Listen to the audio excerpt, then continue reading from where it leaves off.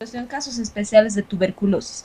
Por ejemplo, en el embarazo, en el periodo de la lactancia, en los recién nacidos y personas que están recibiendo tratamientos anticonceptivos, se da el esquema 1, que es 2 meses de rifampicina, como ven ahí en la pantalla, 2 meses de rifampicina, isoniazida, piracinamida y etambutol, ¿verdad?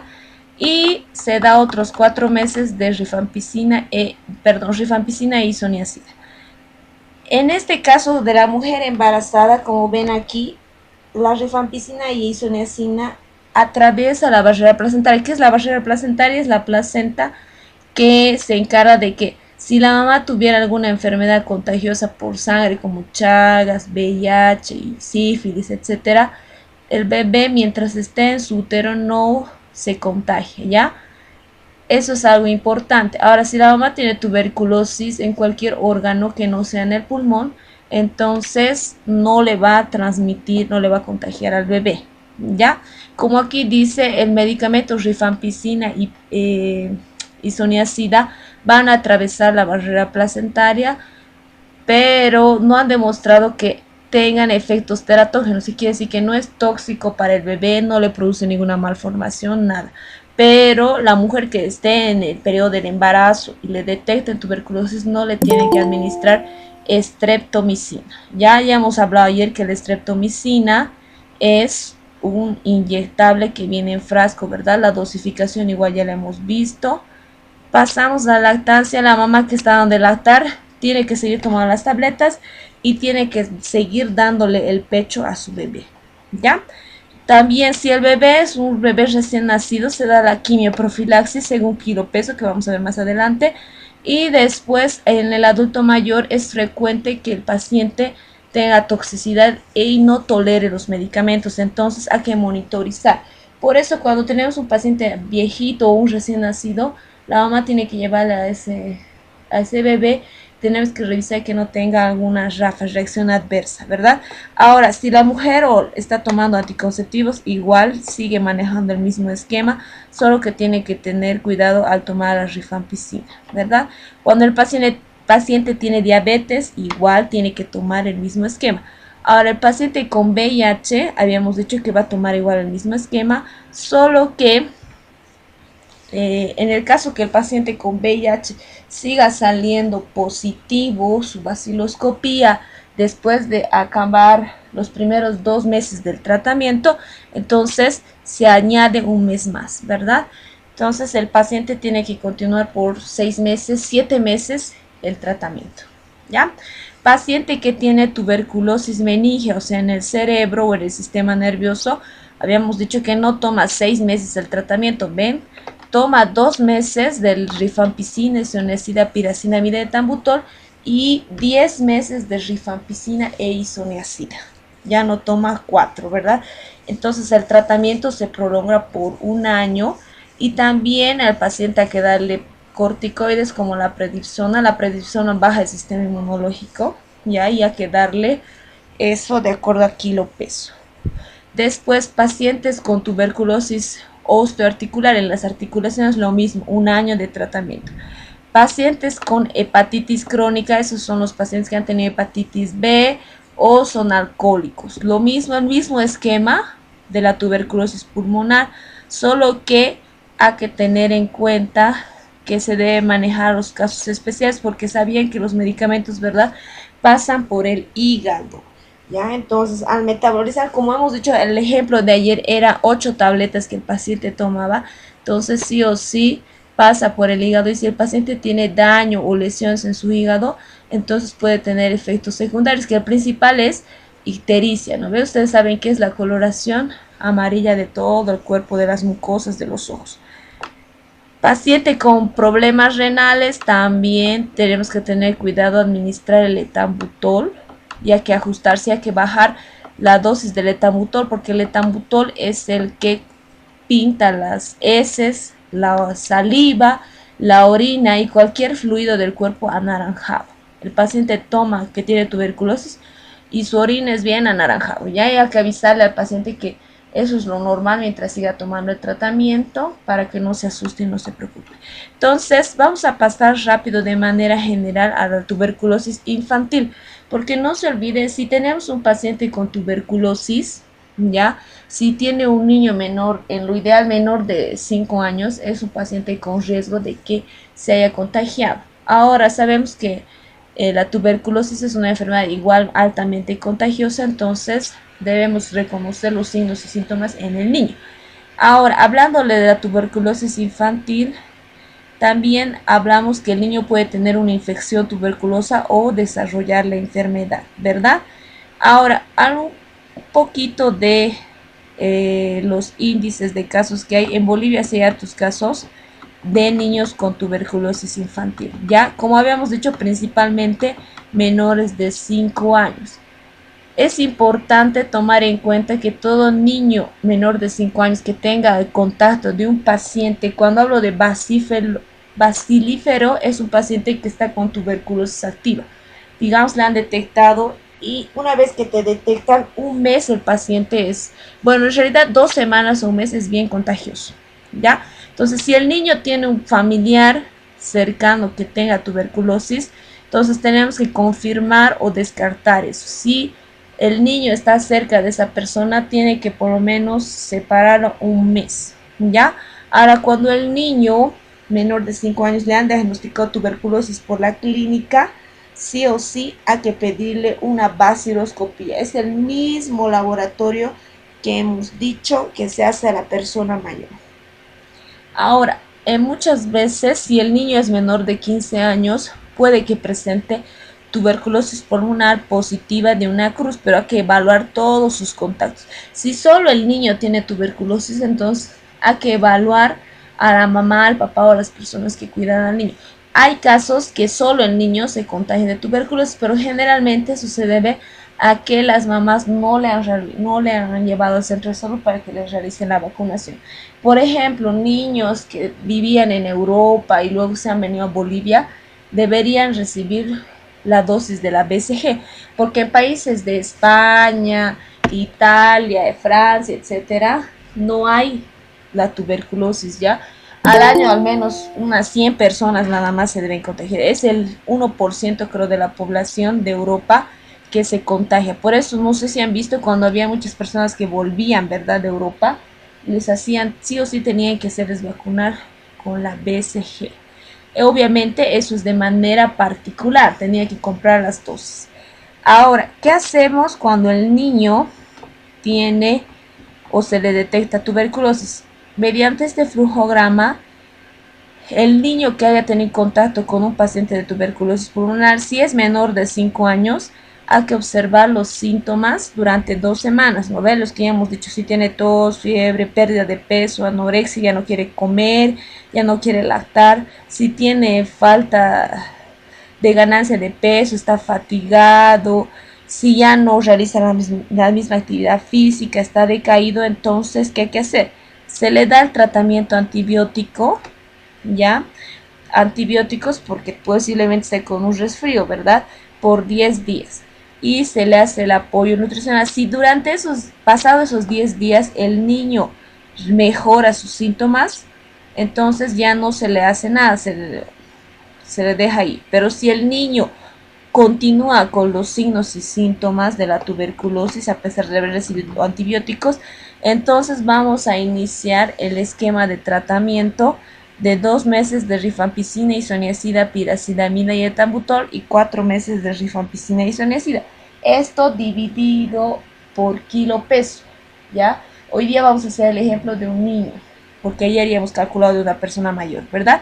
Ahora, si el niño ya no tiene sus síntomas, se debe administrar la quimioprofilaxis durante 6 meses, ¿ya?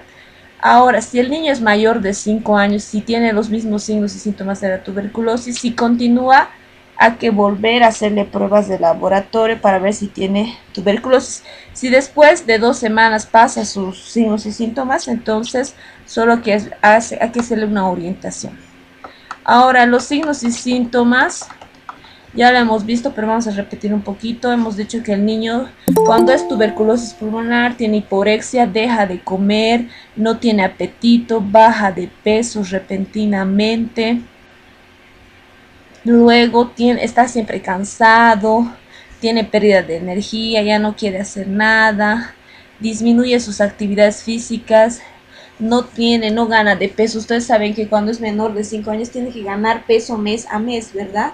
Ahora baja repentinamente de peso, tiene fiebre o febrículas en la mañana, se levanta y con fiebre, ¿ya? O en la noche puede tener escalofríos, y generalmente eso se debe a cuando la tuberculosis es miliar o pulmonar.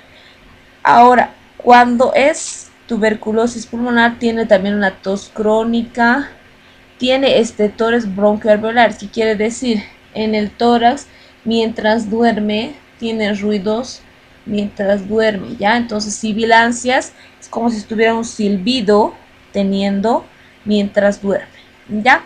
Luego también tiene disminución del murmullo vesicular, se refiere cuando nos evalúan, no sé si han visto evaluación del sistema pulmonar, te colocan el estetoscopio y te dicen que repites 33 y escucha cómo se escucha en los pulmones ese sonido, ¿ya? Ahora, también puede ser que tenga adenomegales, bolitas en la región de las axilas, región inguinal. Ahora puede tener, cuando digo esplenohepatomegalia, que aumenta de tamaño el hígado, ya, y el vaso. También puede tener problemas nerviosos, parestesias, hormigueos, etc. Esta parte lo pasaremos porque es lo mismo que hace rato hemos visto. Esto más que todo se refiere cuando la tuberculosis ya es extrapulmonar, ¿verdad? Si es ganglionar, que va a tener el niño signos y síntomas, aumento de los ganglios. Si es tuberculosis en el sistema nervioso, en el cerebro, etcétera, primero el niño está irritable, luego está soñoliento, tiene 3 estadios, ¿ya?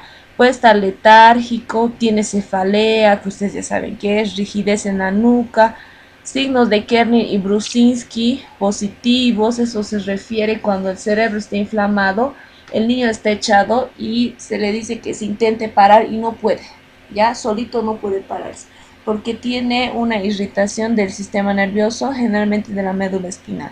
Sus reflejos osteotendinosos, no sé si han visto cuando, no sé si les han hecho alguna vez la evaluación de los reflejos, en la rodilla les dicen que crucen y ahí con un martillito se les golpea debajo de la rótula y ese reflejo de nuestro pie hace que nuestro pie se mueva, ya involuntariamente. Ese es un reflejo, también eso pierde el niño, tiene convulsiones. Ahora en el tercer estadio el niño entra en coma, su respiración es irregular, su pulso es irregular, tiene generalmente hipotensión, también tiene espasticidad generalizada, su cuerpo está duro, hipertensión endocraneal cuando aumenta la presión del cerebro, etc.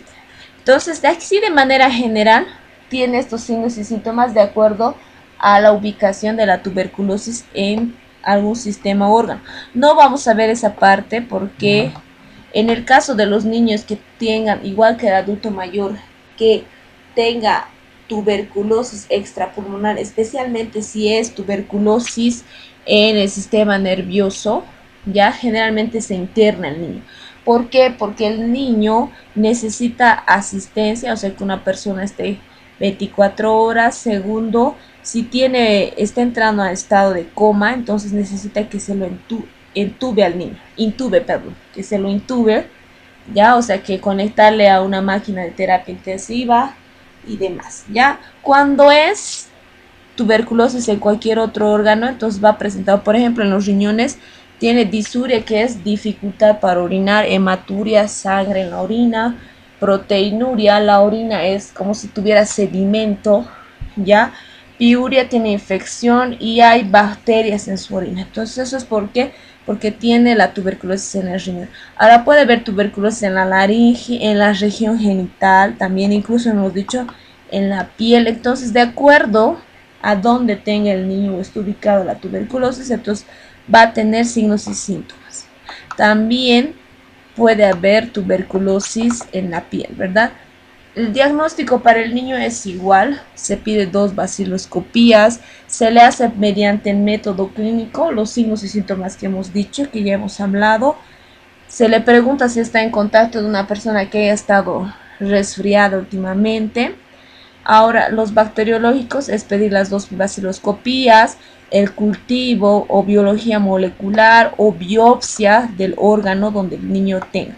Ahora, también hemos dicho que se puede complementar con una radiografía de los pulmones, ¿no ve? Radiografía de tórax, pero la radiografía a veces no muestra datos exactos, se puede confundir con otras enfermedades como COVID y demás, ¿verdad? Ahora, ¿qué hacer cuando la tuberculosis es en otra parte del cuerpo? Generalmente se pide a estudios anatomopatológicos, que son las biopsias, y cultivo de esa secreción o de ese fluido de ese lugar. No vamos a ver esto mucho, ya, porque no es tan frecuente.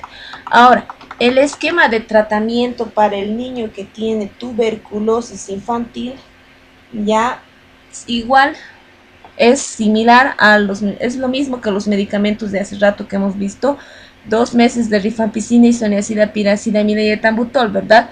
Y 4 meses de rifampicina e isoniazida. Pero aquí ya las dosis cambian. Fíjense, por ejemplo, la isoniazida igual las presentaciones de 100 miligramos la tableta, pero al niño ya no se le da 15, sino se le da 10 miligramos por kilo peso. La rifampicina y isoniazida viene en una tableta, hemos dicho los 2 medicamentos, su presentación es la misma, 300, pero al niño se da entre 15 miligramos de rifampicina y 10 miligramos de isoniazida por cada kilo, ¿ya? Ahora, si el niño es menor de 2 años, ustedes saben que el niño no puede tragar tabletas, entonces hay que darle rifampicina en suspensión, en jarabe. La presentación es 60 ml, ya, la botellita tiene 60 ml, pero cada 5 ml tiene 100 miligramos. De esto vamos a hacer el cálculo ahora, porque de esto, de las tabletas, ustedes saben hacer, ¿no ve? De los jarabes, las que tienen hijos saben, ¿verdad? Pero las que no, entonces vamos a hacer el cálculo ahorita del jarabe. Ya, en el jarabe de suspensión de rifampicina se le tiene que dar 15 miligramos por cada kilo de peso, dosis máxima 600. La piracidamida, se acuerdan, aquí no era 35, era 50, ¿ya? Pero en el niño se da 35 miligramos por cada kilo de peso y el etambutol 20 miligramos. ¿Hasta ahí tienen dudas, preguntas? Jóvenes, ¿sí o no? Yo creo que no, ¿verdad? A ver quiénes están. Esperemos un ratito, a ver. ¿José se ha conectado? No está José. A ver, veremos mientras hacemos el cálculo. No hay dudas ahí de lo que estamos llevando, ¿verdad? Solo vamos a hacer el cálculo de los... Jenny, del jarabe, ¿verdad? Porque las tabletas es lo mismo que ayer hemos visto.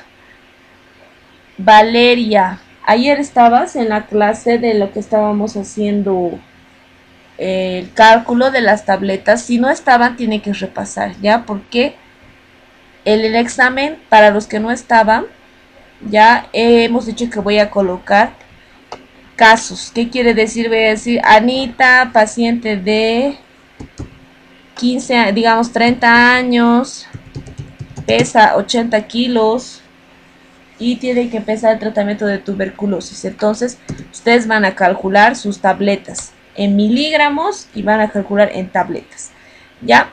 Entonces, hacemos la rifampicina en suspensión. Dice al niño que hay que darle 15 miligramos por cada kilo de peso.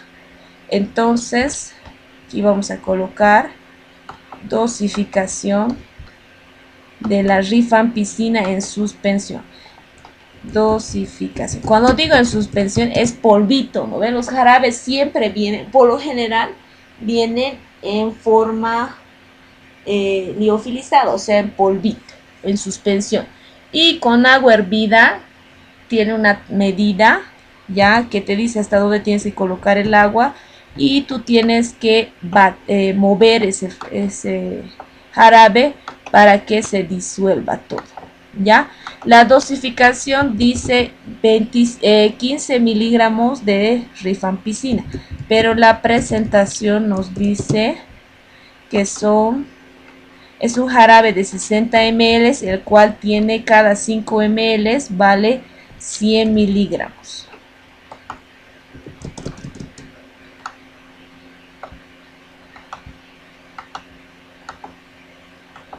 Entonces, ¿qué vamos a hacer? Nuestro niño, vamos a suponer que es un niño menor de 2 años. Le vamos a colocar que pesa 12 kilos. Ya 12 kilos el niño. Entonces, ¿qué vamos a calcular? Si hemos dicho que hay que darle 15 miligramos por cada kilo de peso, ¿verdad? Y el niño pesa 12. Pesa 12 kilogramos. Estén sacando cuánto sale las que están con su celular.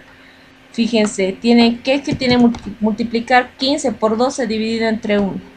Alcira, por favor, me vas a ayudar con eso. O Miriam, creo que ayer estaba con su celular. ¿Cuánto sale, chicos, al azar? 180 saldieron. 180. Ya, 180 miligramos, ¿no ve? Hasta ahí está bien, hasta ahí estamos viendo, ¿ves? 180 miligramos. Ya, entonces como sale 180 miligramos, aquí me dice que mi jarabe tiene cada 5 ml vale 100 miligramos. Vamos a hacer otra vez regla de 3, ¿ya? 5 ml es igual a 100 miligramos. Y aquí dice que el niño, yo no sé cuántos ml le tengo que dar. Y aquí dice que yo le tengo que dar 180 miligramos, ¿verdad? Otra vez lo mismo, regla de 3. Sería X es igual, multiplíquemelo, porfa. 5 por 180 dividido entre 100.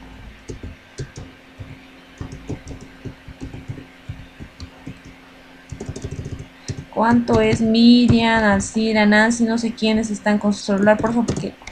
9. ¿Cuánto sale? 9, ¿no ve? 9 ml, ya. Entonces nos sale que tenemos que darle 9 ml al niño cada día. ¿Han visto? Cuando es jarabe es más facilito hacer que las tabletas, porque las tabletas, si me sale digamos 2.4, tengo que ver ese 4 dónde voy a dividir. Entonces, como han visto en la imagen que les he mandado ayer, entonces tienen que colocar las tabletas. En el jarabe generalmente les dan una jeringuita, ya hay que darle a la mamá una jeringuita vacía. Y la mamá solo tiene, una vez que esté preparado el jarabe, que ella lo va a preparar con agua tibia, lo mezcla. Y siempre los jarabes, no se olviden, antes de cargar y darle al niño, hay que agitar, ¿verdad? Porque hay una parte de que se vuelve sedimentos, una parte que se queda así como partículas abajo, entonces eso tiene que mezclar. Hasta ahí hay dudas, yo creo que no, ¿verdad? Después lo demás es lo mismo que hemos visto ayer. Yo creo que no hay dudas, ¿no, chicas, chicos? Pasamos. Ahora aquí, cuando el niño pesa más de 25 kilos, entonces la dosis tenemos que ajustar a una dosis de adulto. ¿Qué quiere decir?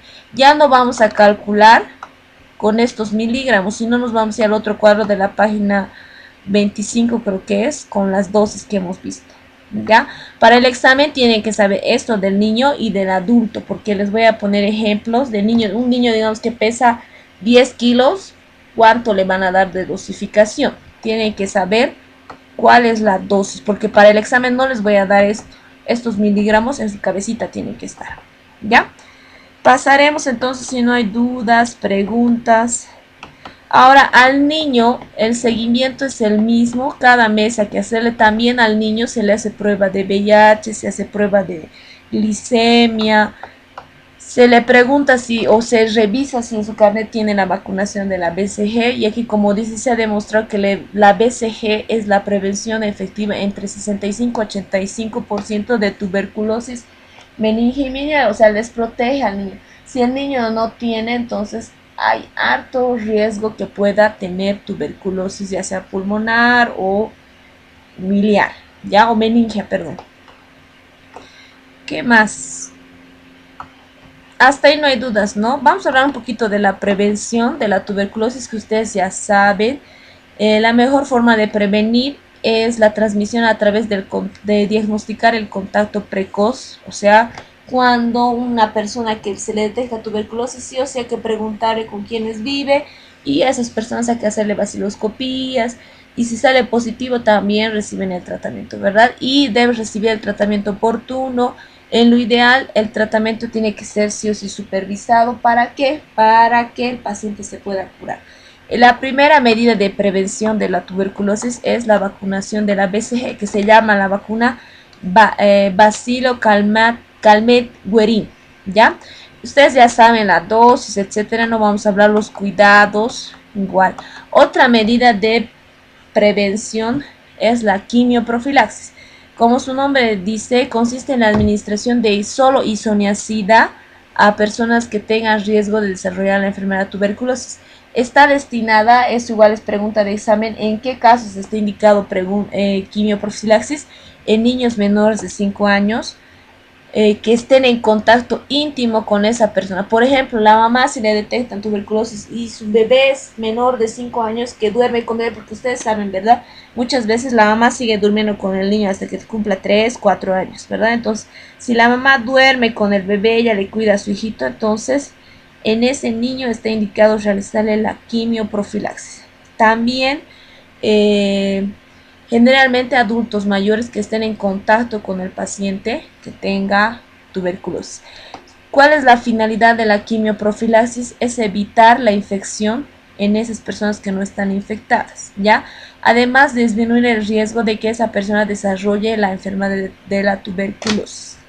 Generalmente la quimioprofilaxis es para el niño menor de 5 años, y también alguna vez se les da al adulto mayor, ¿ya? Pero exclusivo para los niños menores de 5 años. Ahora, la indicación cuando el paciente es menor de 5 años, que hay que darle. Esto lo vamos a obviar, solo vamos a mencionarlo de manera general. Cuando el niño tiene VIH y si pesa menos de 25 kilos, ¿qué medicamentos hay que darle? Cuando el niño es VIH pero pesa más de 25 kilos, estos medicamentos hay que darle. Esto es para la quimioprofilaxis, ¿ya? ¿Qué quiere decir? Si el niño menor de 5 años tenía en contacto con su mamá que tenía tuberculosis, hay que darle isoniazida, 10 miligramos por cada kilo de peso durante 6 meses. Y hay que hacerle controles al niño para evaluar si no le está produciendo algún efecto secundario. Cuando tiene VIH hay que darle esta dosis. Cuando el niño tiene VIH pero pesa más de 25, si el niño está trasplantado o tiene trasplante renal, puede que tenga lupus, artritis reumatoide, etc. Todas las enfermedades que deprimen el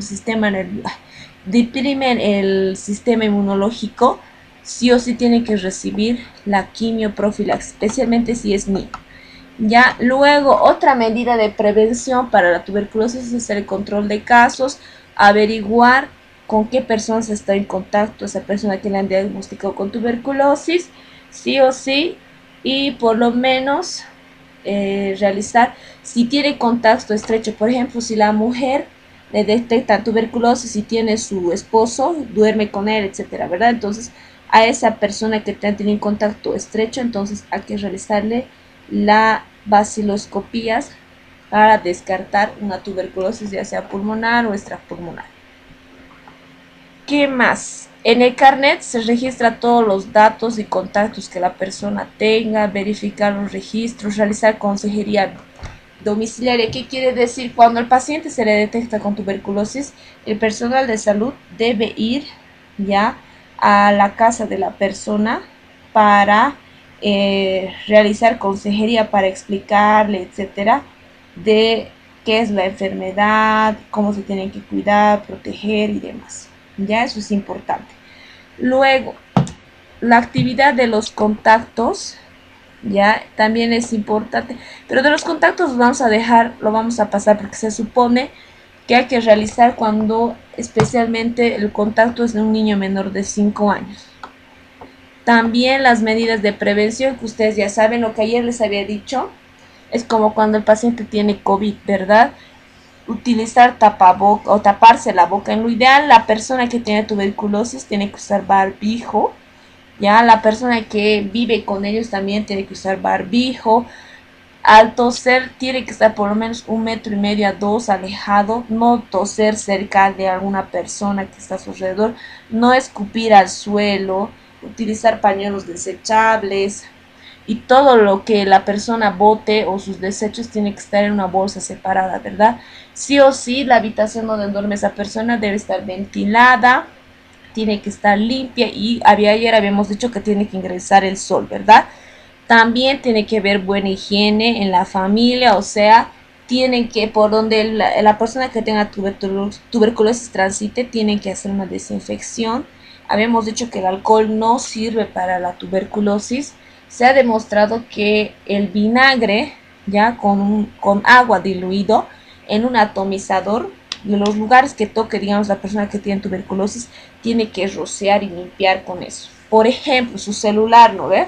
Entonces, para que ese celular manipule a otra persona, tiene que rociarlo con vinagre, ¿ya? El vinagre es el único sustancia que mata el bacilo de la tuberculosis que está en superficies inanimadas. No quiere decir que el paciente se va a tomar vinagre, ¿ya? Ahora también se debe procurar que esa persona, como la Alicia Carola había dicho, la persona que está con tuberculosis tiene que alimentarse mejor, tiene que tener una dieta variada, tomar lácteos, frutas, verduras, cereales, etc. ¿Ya?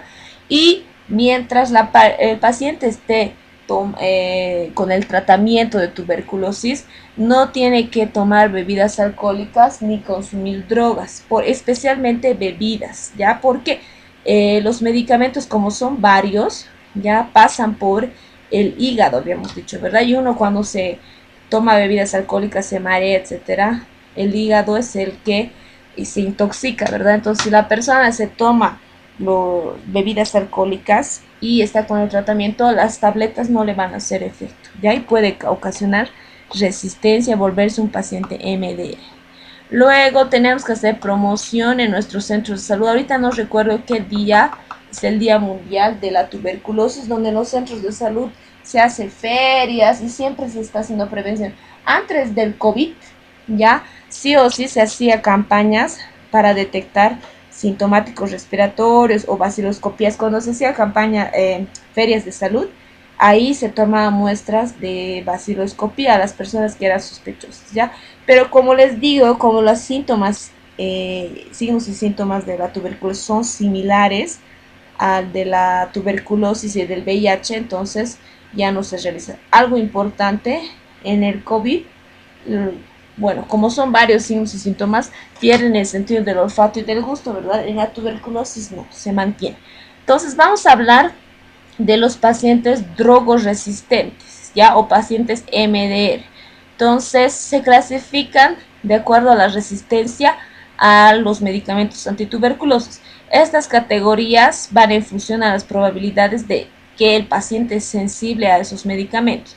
Por ejemplo, hay pacientes monoresistentes que solo son resistentes, o sea, no les hace nada, solo a un medicamento de primera línea. Pueden ser resistentes a la rifampicina, isoniazida, piracinamida o etambutol, pueden ser. Eso se llama paciente monoresistente, solo uno de los medicamentos no le hace efecto. El paciente poliresistente se refiere al paciente que es resistente a más de un medicamento de la tuberculosis, excepto que no sea la rifampicina y la isoniazida, porque esos dos medicamentos vienen en uno, ¿verdad? A ese se le llama paciente poliresistente. El MDR, que es el más común en nuestro país, se llama al paciente multidrogo resistente, que es resistente a la isoniazida y a la piracinamida. Estos dos medicamentos, la isoniazida y la piracinamida, de todas las tabletas que toma el paciente con TB, son los medicamentos más fuertes. Por eso estos dos medicamentos, desde que inicia el paciente con el tratamiento hasta finalizar, sigue tomando. ¿ya? Entonces puede que el paciente sea resistente a esos medicamentos, se llama multidrogos resistente, abreviación MDR. El paciente extensamente resistente se lo abrevia con XDR, que es un paciente MDR que antes tenía resistencia a sus medicamentos, la isoniazida y rifampicina, que son fluoroquinolonas, ¿ya? Y también ha hecho resistencia a otros medicamentos inyectables como ser la canamicacina, la amicacina, la capreomicina. Ya esos son antibióticos de tercera generación. No sé si ustedes saben por conocimientos generales, los antibióticos hay de primera, segunda, tercera generación. Como su nombre dice, generalmente las personas deberían empezar cuando se enferman a tomar antibióticos de primera generación. Pero los de tercera generación en el costo son más elevados y tendrían que sí o sí matar a gran cantidad de bacterias y microorganismos. Pero en este caso, el paciente XDR es un paciente MDR que era resistente a los dos medicamentos de hace rato que hemos dicho, isoniazida y pirazinamida, pero también se ha hecho resistente a estos medicamentos que ya hemos mencionado, que son los inyectables. ¿Ya? Generalmente el paciente multidrogo resistente que deja el tratamiento, se olvida o algo pasa, se vuelve paciente extensamente resistente, o sea, no le hace efecto ninguno de esos medicamentos. Ahora puede haber el paciente que tenga resistencia a la rifampicina, que se le denomina RR. Es un paciente que se detecta ya con métodos fenotípicos y genotípicos que se hacen en laboratorios ya para saber que el paciente tiene resistencia a la rifampicina. Generalmente estos medicamentos se hacen o estos laboratorios se hacen con pruebas de sangre, ¿ya? Entonces, ¿qué hacemos con esto? Estos pacientes que tienen resistencia se les debe hacer una notificación en el centro de salud y debe hacerse el centro de salud manda una notificación a sedes con el nombre del paciente que se le ha hecho todos los laboratorios, se le hace vaciloscopía, se les hace cultivos y se le hace prueba de sangre a este paciente. ¿Ya? Y ahí sale que el paciente es resistente porque sigue saliendo positivo sus vaciloscopías a pesar de que sigue tomando los medicamentos. Ahora, a estos pacientes que son resistentes, entonces, generalmente el tratamiento es recomendado. Bueno, empiezan con los esquema 1 de tratamiento y empiezan a hacer fracaso, ¿ya? Entonces se los sigue haciendo cultivos y demás y se los remite a sedes. Ahora, así de manera general, los resultados pueden ser paciente con tratamiento completo, que el paciente concluye su tratamiento, se les hace las vaciloscopías de control, pero hay que hacerle 3 cultivos o más a los 30 días, por lo menos en menos de un mes, donde corresponde cuando pasa 14 días de lo que ha concluido su tratamiento, al día 15 y al día 16, ya de la fase intensiva de lo que está tomando sus medicamentos.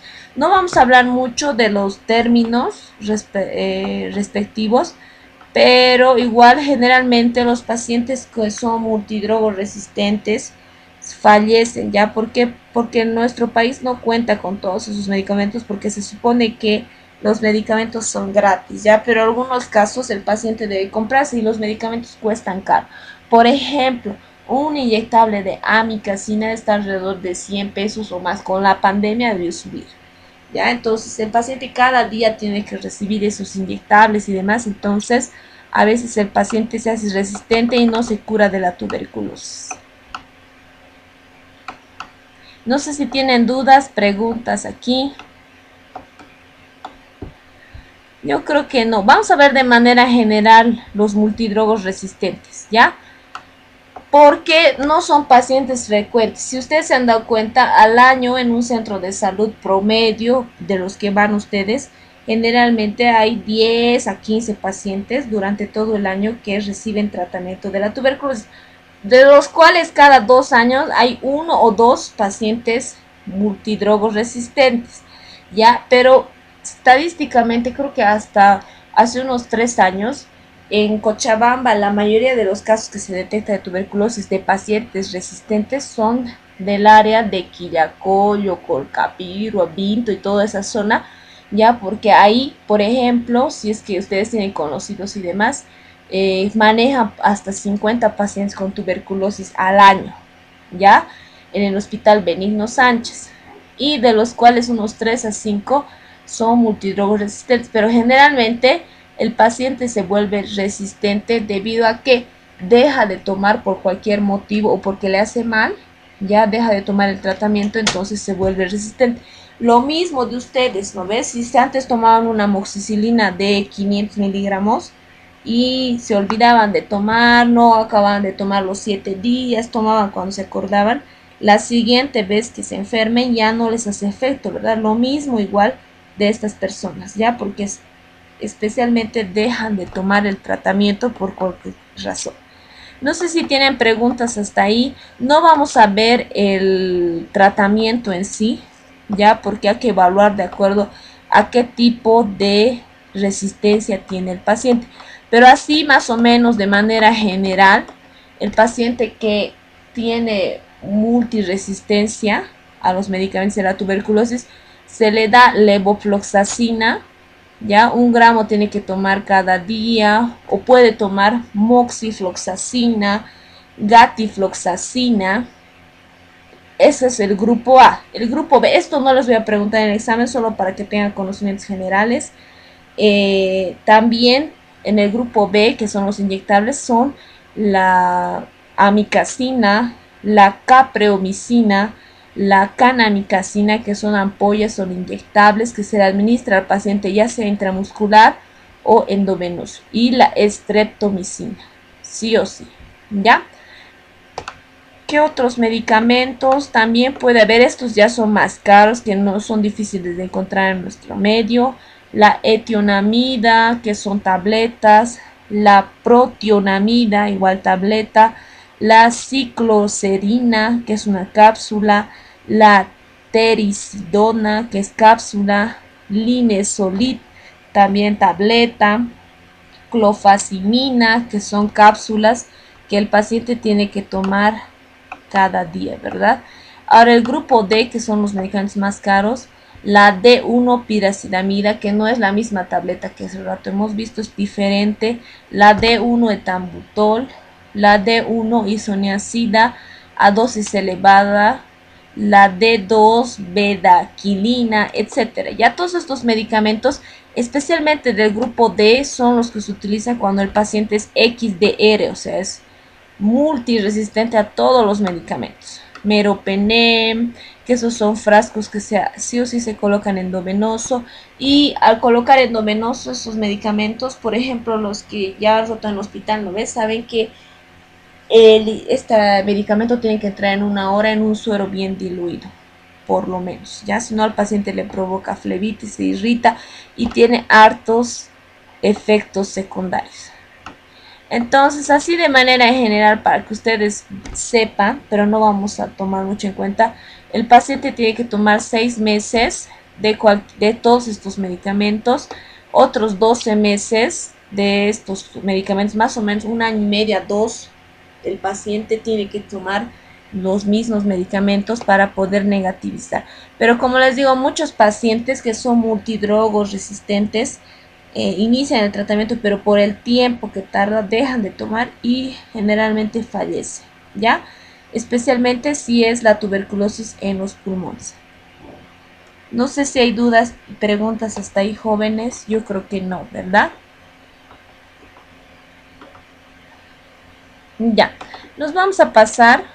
Lo mismo se le pide vaciloscopías al paciente y más laboratorios. De acuerdo al tipo de tuberculosis, se les pide lo mismo que hace rato, ¿verdad? Diferentes tipos de laboratorios y demás. Todos estos medicamentos causan muchos efectos secundarios. Por eso es importante hablar de las RAFAs. Ya pregunta de examen, les voy a decir qué es RAFAs. Las RAFAs son reacciones adversas a los fármacos antituberculosos. ¿Qué son las RAFAs? Es todo evento adverso, inesperado y no deseado que presenta el paciente tras la administración de estos medicamentos a dosis y vías establecidas, ¿ya? Algunos factores para que el paciente tenga RAFAs es uno, atopía, o sea, que el paciente tenga antecedentes familiares de alergias o ya antes el paciente tenía alergias, por ejemplo, personas que son alérgicas a la penicilina, personas alérgicas al huevo y a ciertos tipos de alimentos, es posible que desarrollen alergias. Antecedentes personales y familiares de reacciones adversas, si alguien en su familia que ya ha enfermado de tuberculosis ha tenido reacciones adversas, si la persona es alérgica, como hemos dicho, al polvo y otras sustancias, a otros alimentos. Igual, en niños menores de 5 años puede ser un factor para que desarrolle alergia. En una persona mayor de 60, cuando está embarazada y está en la etapa del puerperio por el aumento de hormonas, puede que la mujer sea o presente RAFAs, ¿ya? Si la persona está desnutrida, tiene anemia o tiene un síndrome de mala absorción, puede desarrollar las RAFAs. Si la persona tiene VIH, ¿ya? Y también tuberculosis, puede que tenga reacciones adversas. Si el paciente tiene alguna enfermedad de base, diabetes, alcoholismo o es drogodependiente, consume drogas, tiene insuficiencia hepática, problemas en el hígado, problemas en el riñón como la insuficiencia renal crónica, si tiene problemas cardíacos, si tiene colagenopatías, puede que desarrolle reacciones adversas. Pacientes que realizaron tratamientos irregulares. Un paciente que estaba tomando bien un mes su tratamiento se ha desaparecido durante 2 semanas, puede que otra vez presente RAFAs, ¿ya? Y pacientes con tuberculosis diseminadas y avanzadas, cuando el paciente viene en lo último, cuando ya está muy mal, ya puede también que desarrolle RAFAs. Ahora, las RAFAs se dividen, eso es pregunta de examen, porque les voy a preguntar esto, en leve, moderada y grave. Ahora, ¿cómo se diagnostica las reacciones adversas? ¿Ya? Tenemos que ver qué signos y síntomas el paciente está presentando, que ahorita vamos a ver, ¿ya? Vamos a clasificar las RAFAs, si son leves y moderadas, y qué hay que hacer. Como yo sé que el paciente tiene una RAFA, cuando viene a hacer control o viene a recoger sus medicamentos, siempre el personal de enfermería tiene que preguntarle cómo está, si no tiene alguna molestia después de lo que empezó a tomar el tratamiento. Por ejemplo, si el paciente tiene gastritis medicamentosa, que va a tener un dolor urente en el epígrafe, que quiere decir tiene acidosis ya en la garganta y del estómago, tiene pirosis, tiene náuseas, tiene vómitos y llega a vomitar el paciente restos alimentarios después de que toma las tabletas, entonces puede que sea un efecto secundario de cualquiera de los 4 medicamentos. Entonces, ¿qué tiene que hacer el médico? Tiene que administrar un protector gástrico, en este caso el omeprazol, ¿ya? Si presenta vómitos, tiene que suspender el tratamiento durante 3 días, no tiene que tomar esa persona los medicamentos. Y si ya no hay vómitos, tiene que continuar con el tratamiento. En el caso de que vuelvan a aparecer los vómitos, tiene que suspender el tratamiento y tiene que hacer interconsulta con un gastroenterólogo. Porque si la persona ya tenía gastritis, ya, y empieza a tomar los medicamentos, entonces puede que su gastritis se haya reactivado o bien que se esté complicando una úlcera gástrica. Entonces se suspende el tratamiento y se evalúa cuándo va a volver el paciente a tomar los medicamentos. Cuando el paciente tiene dolores articulares, ya se llama hiperuricemia, ya, y el paciente tiene, ¿qué medicamento le está causando la RAFA? Es la piracinamida, ¿ya? Entonces tiene que administrar a ese paciente AINES antiinflamatorios de 5 a 10 días. Generalmente se les da la aspirina, ya, o puede dar otro corticoide para que evite que haya ese dolor articular, de los cuales estos de aquí que estamos empezando a hablar son los RAFAs más comunes, ¿ya? Puede que haya neuritis periférica, o sea, haya parestesias, especialmente miembros inferiores. ¿Qué son las parestesias? Hay adormecimiento, hormigueo, ya en sus miembros inferiores, así de la nada del paciente. Eso se debe a la isoniazida. Se debe administrar piridoxina 300 miligramos por 10 días en el caso de que tenga eso el paciente. Ahora puede haber, esto es lo más común, síndrome vestibular, mareos, sensación que pierde el equilibrio esa persona. Eso se debe a la estreptomicina. Cuando el paciente está recibiendo estreptomicina, tiene que hacer interconsulta con un especialista, un neurólogo, ya, y ya no hay que administrarle la estreptomicina. Ahora, nefrotoxicidad. ¿De qué se trata? Que hay problemas en los riñones. Ya el paciente ya no está orinando, le tiene dolor al orinar, ardor, etcétera. Se debe a la etambutoria de la estreptomicina. Tenemos que mandarle que vaya a hacer consulta con el nefrólogo y suspender la estreptomicina. Cuando hay ototoxicidad se refiere cuando el paciente está dejando de escuchar bien. Disminuye su sentido del oído. Eso se debe a la estreptomicina, ¿ya? Y lo mismo, mandar interconsulta con otorrinolaringología y suspender la estreptomicina. Neuritis retrovulvar se refiere a que ve los colores, hay afectación de la visión. Si digamos ve un objeto rojo, el objeto es rojo, ve el otro color, rosado, amarillo, etc. Eso se causa por el etambutor. Se suspende, no se le da el tratamiento por lo menos 3 días. Ahora, puede haber prurito, lesiones dérmicas, pápulas, eso es lo más común, ¿ya? Cuando el paciente es sensible a todos los medicamentos, ya tiene que suspender el tratamiento y mandarle al dermatólogo, siempre y cuando sean leves, ¿ya? Si son leves, debe continuar tomando el tratamiento, pero si son graves, se suspende todos los medicamentos. Ahora, también puede haber hipersensibilidad medicamentosa, puede tener fiebre, lesiones eritematosas. Ahora, el síndrome de Stevens-Johnson es una alergia generalizada, le sale granos en todo el cuerpo al paciente, ya, entonces puede ser que esté teniendo alergia a todos los medicamentos. Se suspende el tratamiento y al paciente hay que hacerle referencia, hay que mandarle a un hospital de segundo nivel, porque el paciente igual ya necesita oxígeno y necesita otro tipo de medicamentos que se le administra por vía endovenosa. ¿Qué más puede tener el paciente de RAFAS? Puede tener náuseas, vómitos biliosos, eso es frecuente, fiebre, ictericia, coluria, o sea, su orín se vuelve anaranjado, puede tener dolor abdominal. Eso está causado por 3 medicamentos, rifampicina y isoniazida. Y se suspende el tratamiento y hay que mandarle de referencia a un hospital de segundo o tercer nivel al Vieta.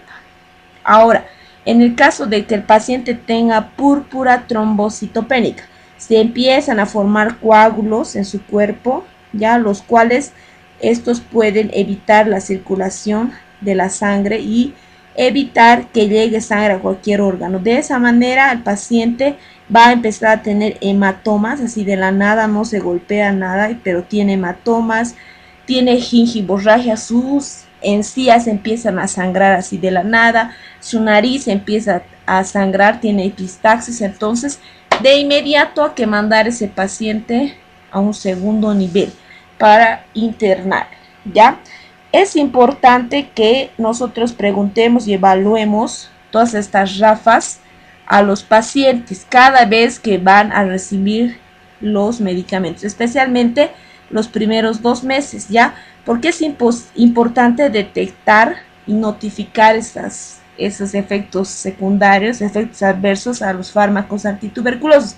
Para esto se llena una hojita, ¿ya? Que se coloca la historia del paciente, que ahorita vamos a ver, y en lo ideal tenemos que identificar si el paciente tiene esos riesgos, los que habíamos mencionado hace rato antes de empezar su tratamiento. Hay que dosificar correctamente. ¿Se acuerdan que ayer habíamos dibujado cuántas tabletas debería tomar? Y a veces había tabletitas que el tamaño era más de la dosis que hemos colocado. Entonces, en el caso del paciente que tiene RAFAS, sí o sí hay que dar la dosis exacta. Si dice cuarta tabletita, si la tableta o si es media tableta o menos de media tableta, entonces hay que partir esas tabletas para dar. Ya hay que dar la dosis exacta. Luego también debemos tener la medicación tiene que estar bajo observación. Ya preguntarle constantemente al paciente si tiene signos y síntomas de RAFAS. Hasta ahí yo creo que no hay pregunta, ¿verdad? Yo creo que no. Ahora, cuando se suspenden los medicamentos de la tuberculosis, ya generalmente el paciente aumenta el tiempo que debe tomar los medicamentos. Ya, por ejemplo, aquí, como vemos, si tiene alergia a la isoniazida, entonces tiene que tomar 9 meses el medicamento. Si tiene la rifampicina, 12 meses, etcétera. Entonces, esos esquemas, como les decía, van a variar de acuerdo al tipo de alergia que el paciente presente. ¿Qué más? Cuando el paciente le vamos a hacer referencia a otro centro de salud, a otro hospital, entonces, ¿qué tenemos que mandar? La ficha de notificación de RAFA, que es una tarjeta amarilla, su historia clínica, donde tiene que haber la evolución del médico, como va a consulta cada mes el paciente, tiene que haber registros de enfermería. Cada vez que ustedes le den al paciente sus tabletas de la tuberculosis, le pregunten cómo está, etcétera, tienen que hacer un reporte así cortito de un parrafito de lo que le están dando al paciente sus medicamentos y que el paciente no ha presentado RAFAS, ¿ya? Ahora, si el paciente ha presentado RAFAS, se registra, así tiene que hacer consulta con el médico y ustedes tienen que registrar que han detectado que el paciente tiene alguna reacción adversa a los fármacos de la tuberculosis en el reporte de enfermería. Tiene que estar sus reportes de baciloscopía, tiene que haber sus hojitas de cultivo que le han hecho al paciente, otros exámenes complementarios que es una vez que se le detecta al paciente que tiene tuberculosis, se le pide hemograma completo, examen de azúcar, de creatinina en la orina, examen de orina también se le pide al paciente y otras pruebas de acuerdo al tipo de enfermedades que tenga. Por ejemplo, sí o sí se pide prueba de VIH y en el caso que la mujer no sepa si está embarazada, también se le pide prueba de embarazo para descartar que esté embarazada y por el embarazo esté tuviendo algunos efectos secundarios como náuseas, vómitos, mareos, etc. También se le manda al paciente cuando le vamos a hacer referencia a otro centro sus resultados histopatológicos, las visitas domiciliares que hemos hecho que tenemos que hacer. Si el paciente lo hemos tenido de referencia, su hoja, su ficha de tratamiento o el carnet del paciente tuberculoso, si se le ha hecho ecografías y demás. ¿Hasta ahí hay dudas? Yo creo que no, ¿verdad, jóvenes? El teléfono, la fecha, etcétera, ¿verdad? Ahí se llenan los datos generales del paciente, su historia clínica, por qué ha sido diagnosticado, qué resultados ha tenido sus baciloscopías, qué fechas, el paciente con qué diagnóstico está yendo con una tuberculosis pulmonar bacteriológica positiva o solo le han hecho un diagnóstico por sus signos y síntomas, si es extrapulmonar, si el paciente es nuevo, tiene recaída, está con pérdida de seguimiento, fracaso, etcétera. Ya todo esto se llena en el caso del paciente. Ahora, vamos a pasar aquí. Este es el carnet, la ficha del carnet del tratamiento del paciente. No sé si se ve. Ahorita les voy a mostrar. Ya. Ahorita les voy a mostrar uno llenado y este es el en blanco. Mejor directamente el lleno les voy a mostrar. Esperen un ratito. Ya. Entonces aquí es un carnet blanco donde se anota la historia clínica, se coloca el sedes en qué lugar está, en Cochabamba, la coordinación de red, el centro de salud, quién es el médico encargado o responsable del centro de salud, nombre del paciente, su carnet, su fecha de nacimiento, su edad, su teléfono, si es femenino o masculino, dónde vive, qué fecha está iniciando el tratamiento. En la parte superior se hace el croquis, que aquí no está, se debe llenar el croquis donde vive el paciente. El tratamiento, la dosis se debe colocar de cuánto el paciente está recibiendo. Por ejemplo, de rifampicina y isoniazida, este paciente está recibiendo una tableta y media, 515 miligramos, ¿verdad? De piracidamida, 1287, 2 tabletas y media. Esto, ¿quién coloca? El médico o el director del centro de salud que ha evaluado al paciente, ¿ya? Como aquí dice, esta es de la primera fase del paciente, ¿ya? La primera fase, ¿qué medicamentos va a tomar? Ahora, cuando el paciente ya pasan 2 meses del tratamiento, 52 dosis, el paciente tiene que tomar durante 4 meses, en este caso, 555 miligramos, o sea, 2 tabletas, ¿ya? Y aquí en la parte del medio del carnet dice qué resultados, qué laboratorios le han hecho. En este caso, el paciente tiene vaciloscopías de diagnóstico, le han tomado estas fechas, se anota el resultado, que es positivo, con cuánto está empezando de peso, con cuánto de talla y qué otros laboratorios le han empezado a hacer al paciente. Ya, por ejemplo, aquí la fecha no han anotado, pero el paciente empezó con ese peso, su primera consulta, en la segunda consulta, en la tercera consulta, el paciente, su vaciloscopia de control ya ha salido negativo, se ha notado su peso, cuánto el paciente ha subido, aquí solo 100 gramos ha subido. Ahora la vaciloscopia, la cuarta vaciloscopia, cuánto ha salido, si ha salido positivo, negativo en este caso, y aquí debería estar anotado el peso del paciente, ¿ya? Ahora aquí, ¿qué tipo de tuberculosis es pulmonar? Puede ser, en este caso el paciente es nuevo, puede ser recaída, pérdida, etcétera. Tiene coinfección de VIH, aquí se anota no. Le han hecho prueba rápida de VIH. Si le han hecho pruebas rápidas, si es negativo, no, y la fecha se debería anotar. Si el paciente tiene VIH, hay que hacer una confirmación. Si sale a la primera, en lo ideal, se hace una prueba ELISA o Western blot y se anota para descartar o no, o confirmar el tratamiento. Ahora, si el paciente tiene diabetes, se anota si se le ha hecho consejería o se le ha dado sesiones educativas, etc. Luego, si se ha hecho prueba de azúcar, qué fechas. Ahora aquí, esta parte es la parte donde se registra. Aquí el paciente empezó en marzo del 2021, el 26. Ya, entonces se anota una, como ven ahí, en el cuadradito de la fecha que empezó, se anota primera dosis, segunda, se anota de lunes a sábado, excepto los domingos, ¿verdad? Como ven aquí con una D con lapicero rojo, se anota que el día es domingo y el paciente no recibe ese día medicamento. Y aquí abajo, no sé si se ve, quién se debe colocar la inicial de la persona que le está dando el medicamento. Ya, entonces así se va anotando las cantidades, la dosis que el paciente está tomando.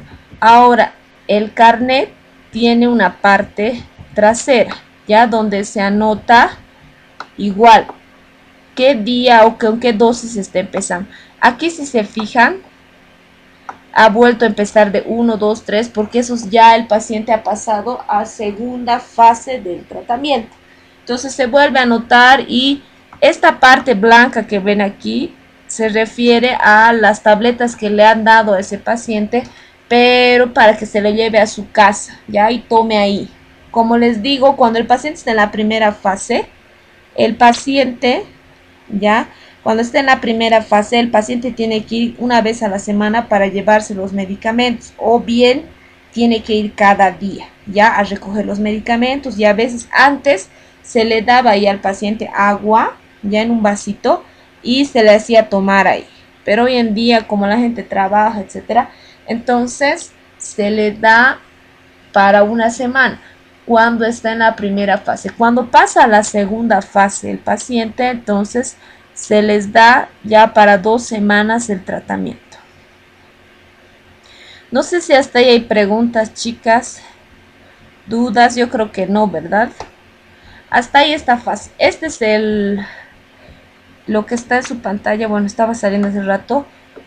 Lo que tienen ustedes, el carnet en blanco.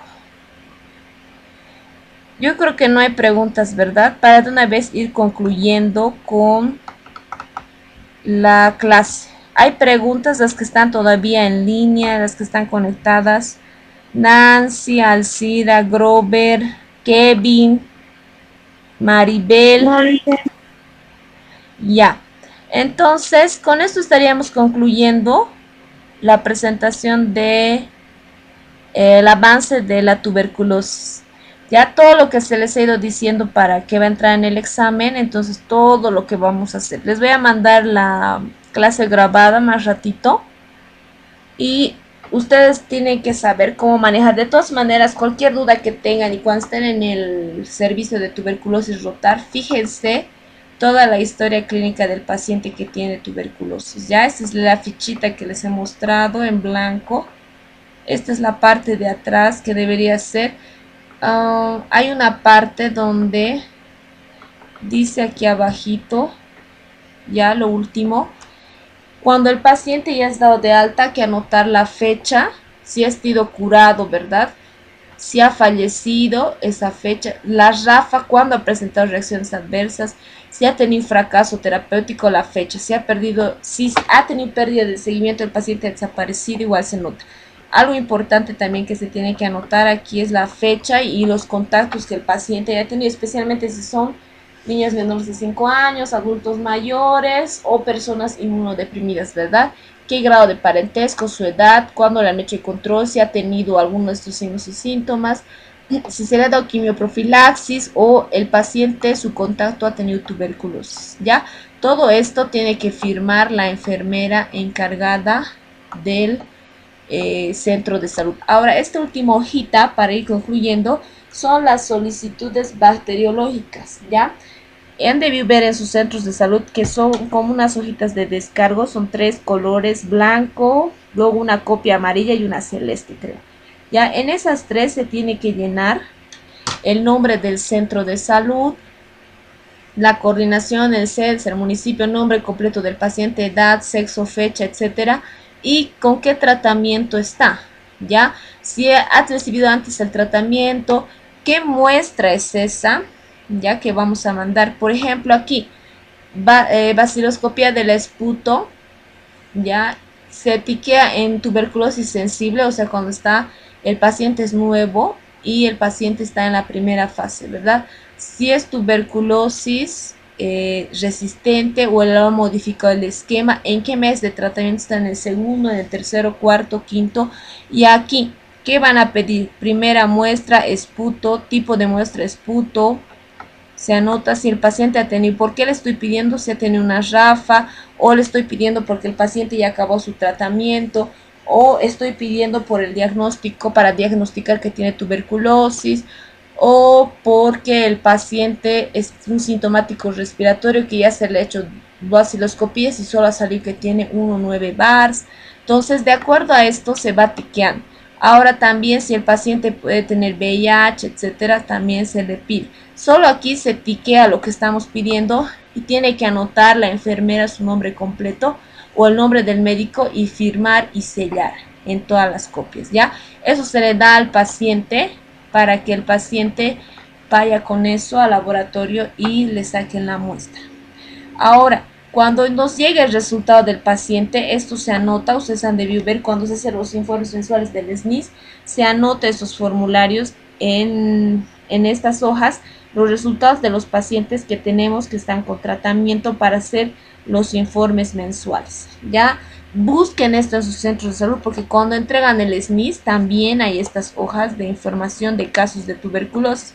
Aquí se anota en qué grupo está esa persona, si es masculino o femenino, si le han diagnosticado por la clínica, mediante bacteriológico, por la muestra de esputo, por cultivo, etcétera. Esto se hace esta notificación cada mes, ¿ya? Cada mes esto se envía con los informes del SNIS. Ya, chicos, con eso estaríamos concluyendo la clase. Voy a llamar lista y no sé si tienen preguntas, dudas hasta aquí.